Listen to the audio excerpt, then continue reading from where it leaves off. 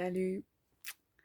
Euh, il y a une campagne de GoFundMe qui vient d'être lancée et j'aurais aimé pouvoir arrimer des vidéos YouTube avec ça pour de un, raconter toute l'évolution que j'ai permis que la campagne de l'année passée a permis de faire. Excusez-moi, là, cette vidéo-là, elle sera pas parfaite. Euh, mais voilà, j'ai refait ce relance-là de campagne de financement. Euh, je suis rendue à cette étape-là, à l'étape de vraiment retrouver l'autonomie, l'étape de... J'ai eu les soins l'année passée. Euh, le montant que j'avais pu ramasser n'a pas permis d'aller vraiment chercher tout ce que j'aurais espéré aller chercher, mais ça a quand même permis d'aller chercher. euh, Bref, ça a quand même fait une grosse, grosse différence. Euh, il y a beaucoup de choses que je voulais expliquer en fait en faisant une vidéo YouTube, en vous mettant dans le contexte. Ben, pourquoi elle fait une deuxième campagne? Est-ce qu'elle va faire ça toutes les années? Non. Euh, c'est que il y avait quand même beaucoup une évolution qui s'est faite depuis une année. Euh, et malheureusement, il y a aussi des événements extérieurs qui viennent exacerber beaucoup la situation. Même si moi, j'essaie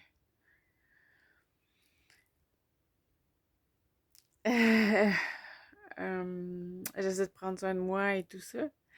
Et bon, ben, il y a des situations qui ont fait que j'ai l'endroit où j'habite, un changement de médication. De un, l'endroit où j'habite faisait en sorte que j'étais, j'ai été avant les fêtes très souvent et constamment confrontée à entendre des bruits de chicanes, de querelles, de claquage de portes, de choses qui déclenchaient euh, le trouble de stress post-traumatique avec lequel je vis, étant donné que c'était dans une situation de violence conjugale que j'ai subi l'agression.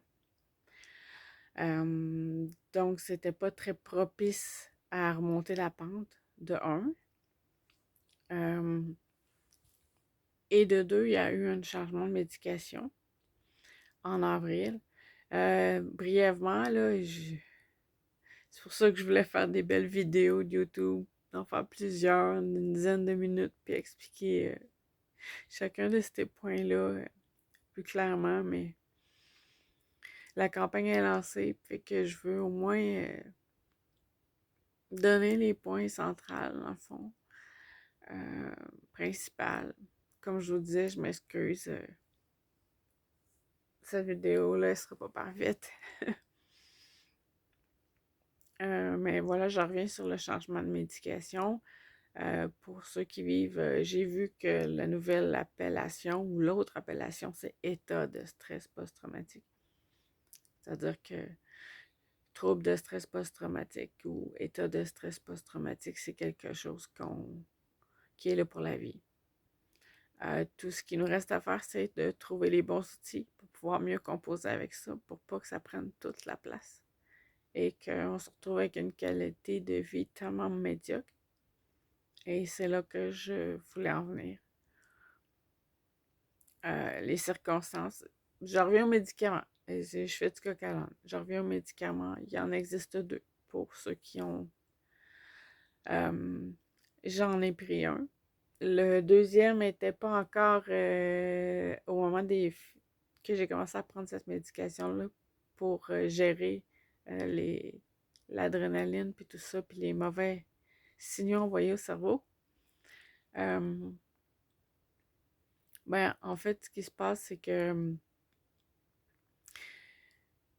la médication que j'ai prise pendant 7 ans, Là, maintenant, on sait qu'elle n'est pas très efficace. C'est-à-dire qu'elle est très efficace dans sa durée de vie. Et c'est un médicament qui se prend aux 12 heures et qui a, selon mon psychiatre, une durée de vie de 6 à 7 heures. C'est ce qu'on s'est rendu compte quand on a amorcé le changement de médication, justement l'année passée. Et, euh, et ça voulait dire que j'étais toute la moitié d'une journée et une moitié de la nuit euh, sans la médication qui peut m'aider. Parfois, il y a des gens qui se questionnent, mais ça fait tellement longtemps, là, comment ça se fait que tu ne remontes pas la pente? Puis bon, ça, c'est difficile à entendre là, parce qu'il n'y a personne qui est dans mes chaussures. Puis j'en connais des gens qui vivent avec des troubles de stress post-traumatique. Puis il y en a qui sortent plus de chez eux, il y en a qui. C'est. Moi, je suis. Depuis que ça m'est arrivé, depuis que ça s'est déclaré, je suis toujours en travail constant pour essayer de ne pas laisser ça prendre toute la place dans ma vie. J'ai fait plusieurs retours au cégep dans les dernières années. C'est pour essayer de rester connecté à, d'un, des passions, euh, de, de, de s'accrocher à la vie, de donner un sens à ce qui se passe, même si c'est souffrant, d'aller chercher des choses qui font du bien. C'est de calmer ma voix là, qui tremble.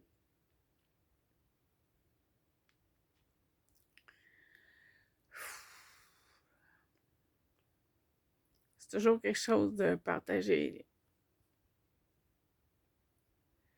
sa vulnérabilité. Toujours peur de me faire rentrer dedans après. ça fait partie de ça fait partie de ça, mais de toute façon, ouais, tout me rentre dedans en ce moment par rapport au trouble de stress post-trauma, entre autres. Je suis rendue de un, je reviens à la médication. J'ai pu changer de médication en avril. Et, euh, et c'est une médication qui est plus efficace, euh, qui couvre, qui est aux 24 heures et qui couvre vraiment la durée de vie là, du 24 heures. Mais ça l'a amené beaucoup, beaucoup, beaucoup de fracas. Les premiers mois ont été extrêmement difficiles.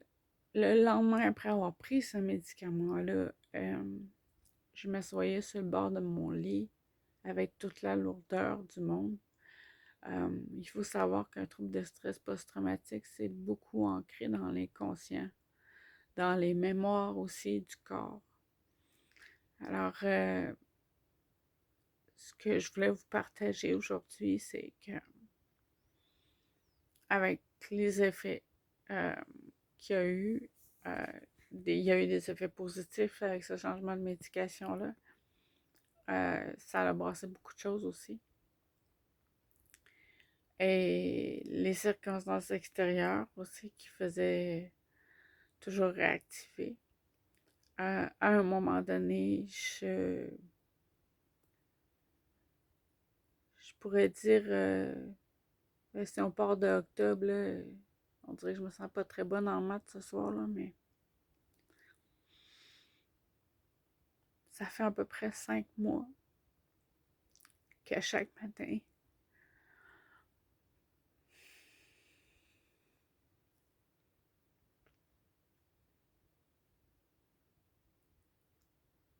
je sais pas si vous le voyez dans ma face, à quel point j'hésite de partager ça. Mais fuck. Cette semaine, c'est la semaine de prévention de la santé mentale. Vous avez compris, j'ai un problème de santé mentale, c'est catalogué là. C'est un état de stress post-traumatique. C'est dans le cerveau que ça se passe. Il y a beaucoup de choses qui font partie de la santé mentale. Excusez-moi.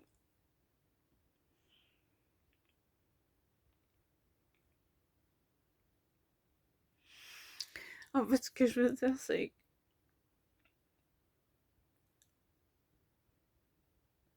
les prochaines semaines puis les prochains mois vont vraiment être importants, cruciaux.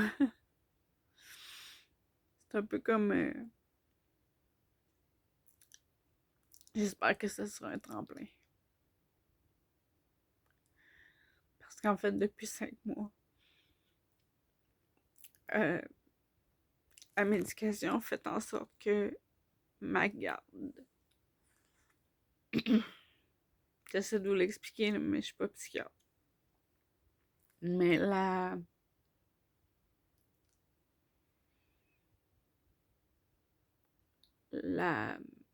l'espèce de système d'alarme qui était toujours présent dans mon cerveau, sur lequel j'avais pas de contrôle. Comme si j'étais toujours en situation de danger, en hypervigilance, puis tout ça. Mais la médication a réussi à faire le travail que la médication est supposée de faire. Alors, ça, c'est la bonne nouvelle. Ce que ça a fait, c'est que ça a chamboulé beaucoup de choses. Ça a fait remonter énormément de choses, soit dans l'inconscient, comme je vous disais, je me levais le matin. La vie était tellement lourde. Pourtant, quand je m'étais couchée ce soir, c'était pas si pire. C'est vraiment tout ce qui se passait dans mon sommeil. Et maintenant, j'ai recommencé à faire des terreurs nocturnes, à me réveiller avec des paniques. Je suis vraiment dans un creux parce que l'état de trouble de stress post-traumatique, on peut très bien vivre avec. Il y a des moments où ça va bien. Et là, il s'est accumulé tellement de choses que pour moi, ça va pas les 5 derniers mois. Et c'est là que j'ai décidé de vous le partager.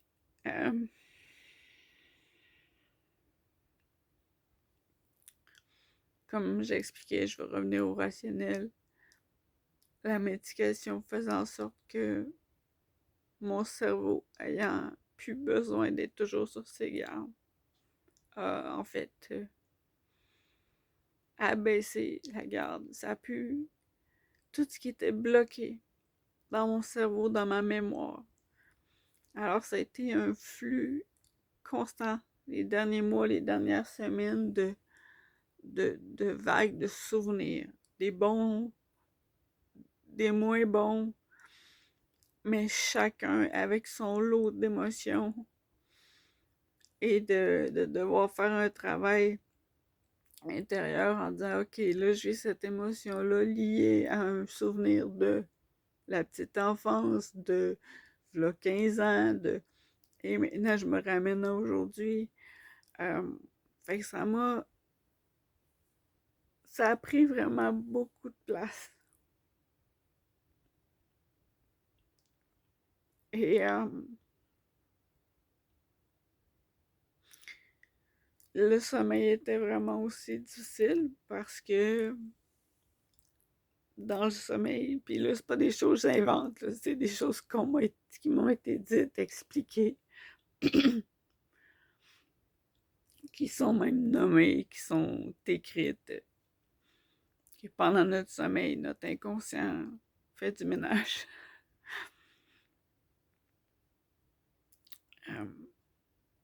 Ce qui fait que le matin, depuis 5 mois, je me demandais, en pleurant pendant 1 heure de temps,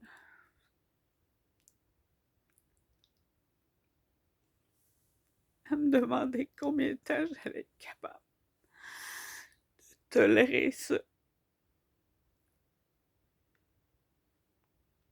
de vivre avec ça, avec ce qui se passe dans mon cerveau, avec le fait aussi que c'était souvent réactivé parce que les événements extérieurs faisaient que les cris et tout ça venaient refaire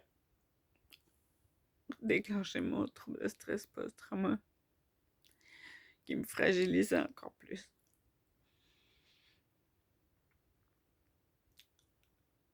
Fait que voilà. Et toujours en recherche de solutions quand même. Toujours à contacter les ressources, à être en lien avec les ressources qui sont disponibles. Ben, je suis encore là. Euh, et j'ai commencé à faire de la réhabilitation physique. Je l'ai fait une fois et, ben, en tout cas, c'est par exemple, là, je vous donne l'exemple, j'ai fait la première fois et, et ça m'a fait du bien parce que ça travaillait les épaules, ça travaillait le cou, ça travaillait la région qui a été tout le temps sollicitée pendant les 8 dernières années à chaque fois que j'avais un shoot d'adrénaline. Excusez-moi l'anglicisme, là, mais c'est une sécrétion excessive, euh, rapide d'adrénaline dans mon corps. Et qui causait pendant 2 jours comme si j'avais revécu. Les blessures étaient aussi vives pendant quasiment 48 heures que si j'avais mangé des coups. Fait qu'il y a beaucoup de choses comme ça qui se sont accumulées. Euh, je pense que, en tout cas, je m'aperçois que dans mon sommeil, les terreurs nocturnes ont commencé à diminuer. Ce que je voulais dire avec cet exercice-là, c'est que ça m'a fait voir aussi que émotionnellement, ça avait été aussi une grosse décharge émotionnelle de souvenirs. Euh, parce qu'en ayant travaillé ces régions-là, ben, même si ça fait mal et que c'est difficile et que c'est souffrant et confrontant, ça vient travailler le trouble de stress post-traumatique. Ça vient le remettre à sa place. Ça vient dire, hey, calme-toi, là. Je suis plus en danger. Je suis juste en train de refaire de la musculature. Et si vous voyez ma campagne GoFundMe, c'est écrit de retrouver mon autonomie, c'est que je peux même pas aller faire mon épicerie toute seule. Soulever les poids des sacs, c'est encore quelque chose de difficile. Il y a des tâches comme... Il y a des tâches qui sont extrêmement difficiles, justement, parce qu'il y avait les limitations physiques euh, qui ont fait que j'ai longtemps pas bougé mes bras, mes épaules. Et dernièrement, ben c'est ça. C'est le but de ma démarche, c'est de recommencer à muscler dans des mouvements quand même doux, dans le respect de mon corps, par la pratique du yoga. Je suis accompagnée par un coach là-dedans. Ben, une prof dans le yoga, dans le fond. Qui, en fait, qui nous montre la base et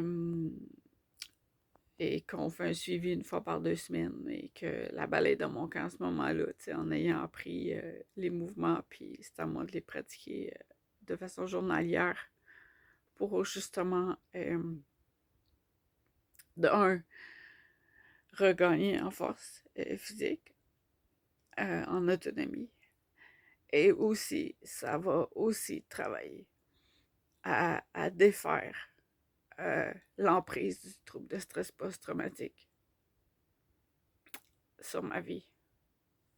Puis là, je me trouve ridicule, ça fait 20 minutes que je fais une vidéo, puis je m'aperçois que ma ligne importante, je viens de la dire. J'aurais pu juste dire ça, en fait.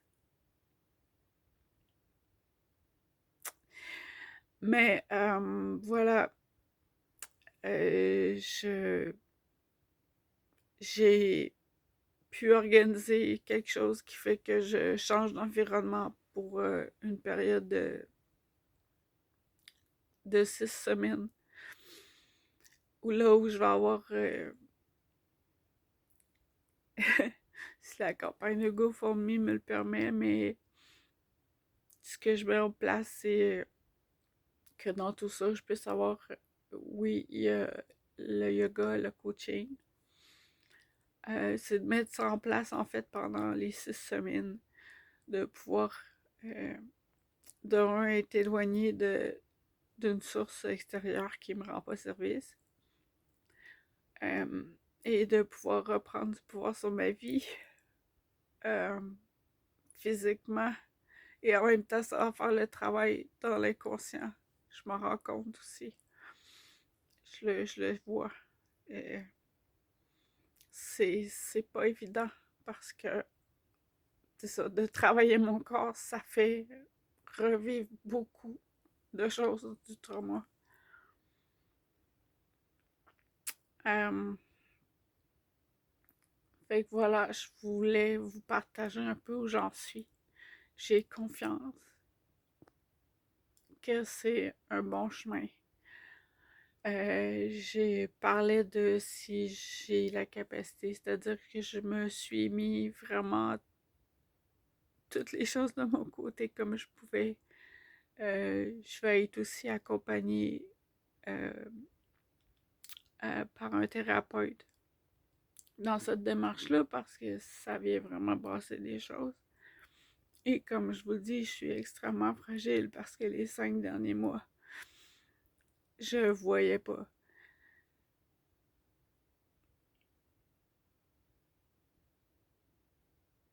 la lumière au bout du tunnel. Là, je crois que j'ai un filon et je veux le suivre. Et je veux aller à fond. C'est pas juste ma survie qui en dépend, c'est ma vie. C'est ma qualité de vie. J'étais. Les dernières années, j'étais impliquée dans toutes sortes de trucs bénévoles pour voir du monde. Il y a eu le confinement là, qui a fait que voir du monde, c'était perdre dans un écran, mais je pense que dans le confinement, même voir du monde dans un écran, c'était quand même quelque chose. Fait que j'étais impliquée, je pouvais aussi trouver une valorisation là-dedans. Je pouvais faire mon social là-dedans. Euh, et l'année passée, j'ai dû me retirer de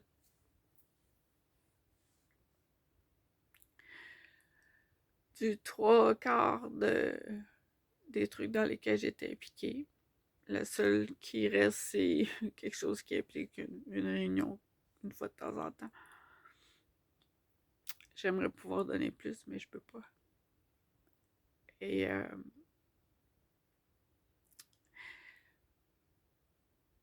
j'ai toujours essayé de rester active, de trouver le bon, d'aller chercher le bon. J'aime ça être avec le monde, j'aime ça. Mais voilà, c'est c'est toutes les circonstances dont je vous expliquais tout à l'heure qui m'ont amené à une place aujourd'hui où les 5 derniers mois ont été extrêmement difficiles. D'ailleurs, ceux qui me connaissent n'ont pas dû bien me croiser souvent.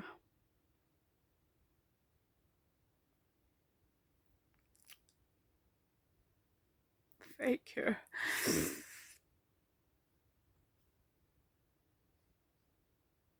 j'ai peut-être été trop longue.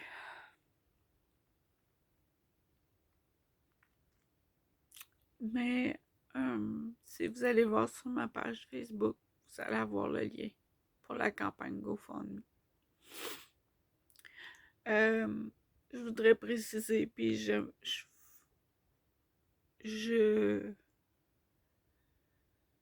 s'il vous plaît, je ne suis pas dans la victimisation. J'ai voulu nommer les choses difficiles qui se passent. Mais au contraire, je suis très proactive dans la recherche de solutions puis de vouloir m'aider. Et c'est vous pensez pouvoir m'aider dans ce processus-là de façon financière. Et la campagne GoFundMe.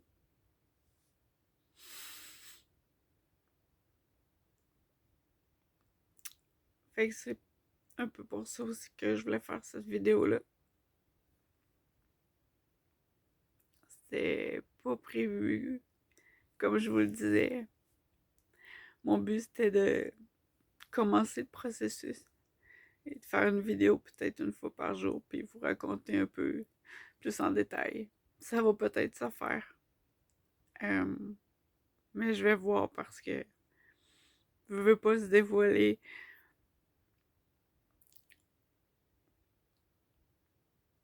C'est s'exposer au jugement aussi.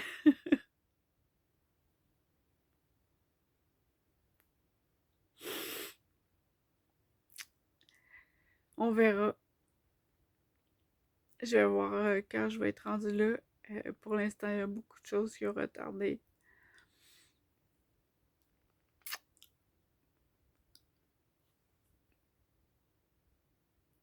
Euh, mon départ, mais le processus est quand même enclenché. Mes ressources sont mobilisées. J'ai travaillé fort cette semaine pour ça.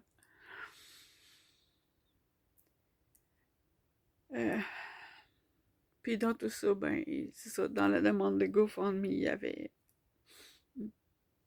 de pouvoir avoir un suivi de physiothérapie juste pour voir que, tu sais, au besoin, là, de voir que ce que je fais comme exercice et de remise en forme, d'avoir un suivi de justement que tout se passe bien, que je suis pas en train de me blesser ou quelque chose comme ça, puis que les 6 prochaines semaines, dans le fond, c'est la fondation.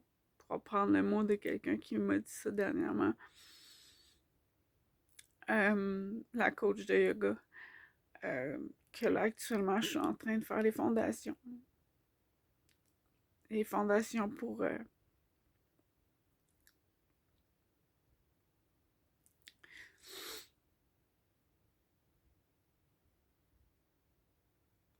retrouver mon autonomie et enlever de l'emprise sur le trouble de stress post-traumatique sur ma vie. Retrouver ma liberté. Mais m'anticiper de l'état de stress post-traumatique. Et puis que ce ressourcement-là, cette fondation-là que je vais installer, qui va être quelque chose que je vais poursuivre, c'est-à-dire la remise en forme.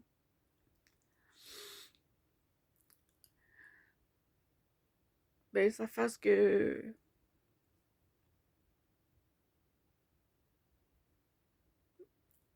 je retrouve une qualité de vie. Puis que je puisse dire, tu sais quoi, moi je vis avec un trouble de stress post-traumatique.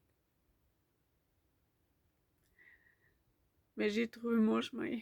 J'ai trouvé comment.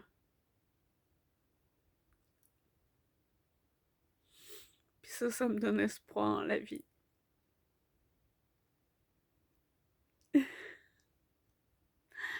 Parce qu'on veut tout ça vivre. Malgré tout ce qui peut nous arriver. Et les moments difficiles. Fait que là, je vois que ça fait 29 minutes que je radote. J'aimerais terminer en rappelant que c'est la semaine de prévention de santé, de prévention, de sensibilisation à la santé mentale. Pour monsieur, madame, tout le monde, puis même pour ceux qui ont des proches. Je pense que là, tout le monde, tu sais, avant, on n'avait pas cette éducation-là, on n'était pas sensibilisé à ça, mais pense que maintenant, pas mal tout le monde le sait que c'est pas écrit dans le front quand on a un problème de santé mentale. Il y en a qui souffrent de dépression, il y en a qui vivent, puis c'est des moments des fois qui sont temporaires. Il y en a qui ont des moments où ils ont des idées suicidaires. Il y en a d'autres qui vivent des maladies plus comme moi pour la vie. Il y a des hauts et des bas, que ça peut bien aller. Il y a des bonnes médications quand on trouve la bonne. Si j'en pense à moi qui a pris une médication non efficace pendant 7 ans, ça peut expliquer un peu pourquoi j'ai rushé autant ma vie.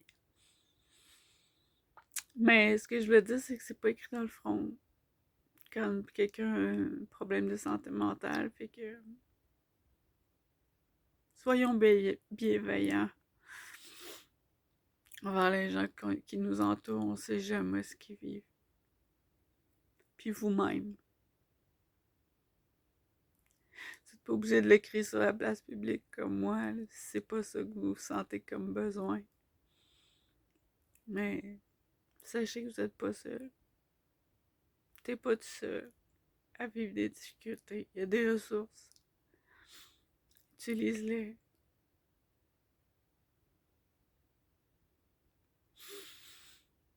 Puis moi, ben, je vous dis un beau bye-bye, puis merci d'avoir écouté un bout de ma vie pendant une demi-heure de temps.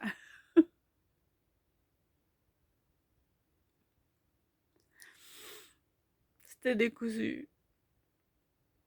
Je suis désolée, mais ça fait partie de ce que je vis. J'ai le cerveau complètement épuisé en ce moment. Le corps est épuisé. Fait que ça fait pas des vidéos si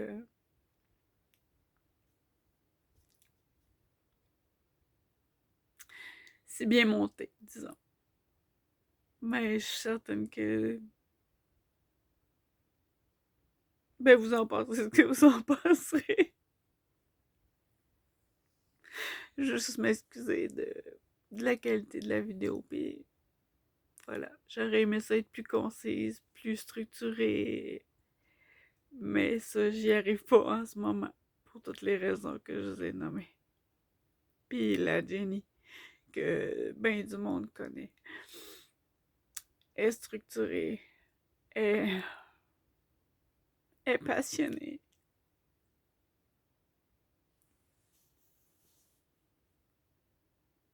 est débrouillarde, est créative, est déterminée.